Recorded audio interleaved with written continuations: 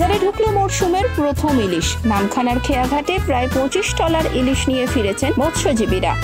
আবহাওয়া ভালো থাকলে আগামী কয়েকদিন বাজারে পর্যাপ্ত ইলিশ আসবে, এমনটাই মনে করছেন কাকদ্বীপ ফিশারম্যান অ্যাসোসিয়েশনের সম্পাদক। এই ট্রলারগুলো আমাদের রাত্রে বেরিয়ে গেছিল 14 তারিখ মধ্যরাত্রে।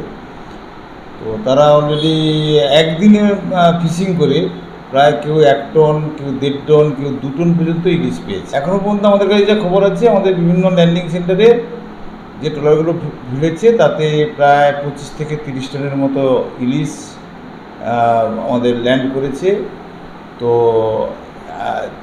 যা ওয়েদার আমরা দেখতে পাচ্ছি তাতে প্রায় যদি এরকম ভালো থাকে তাহলে কিন্তু কন্টিনিউ কিন্তু এই মাছটা আসতে থাকবে। আগামী দিন, পরশু দিন, তারপরের দিন এ করে কিন্তু একটা ভালো সংখ্যক ইলিশ আশা করা যায়। দামটা কিন্তু প্রথমে যে ট্রলারগুলো, আজকে যে ট্রলারগুলো মাছ নিয়ে আসবে তারা কিন্তু মাছের দামটা ভালো পাবে এবং সাধারণ মানুষের ক্ষেত্রে হয়তো সাধারণ মানুষের ক্ষেত্রে কেনার একটু কষ্টদায়ক হবে। কিন্তু এই যখন মাছটার আগামী দিন থেকে যে রেশিওটা থাকে, যে আগামী দিন থেকে যে ট্রলারগুলো আবার ঢুকবে, প্রতিদিন যদি ওই মাছ ঢুকতে থাকে তাহলে কিন্তু সাধারণ মানুষের নাগালের মধ্যেই চলে আসবে মাছটা কেনা।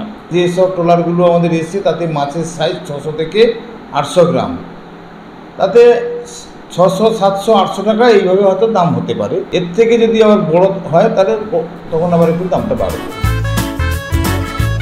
সাধারণত জুন মাসের মাঝামাঝি সময় ইলিশ মাছ ধরা শুরু হয়। এই সময় বাজারে মরশুমের প্রথম ইলিশ আসে। এবছরও তার অন্যথা হলো না।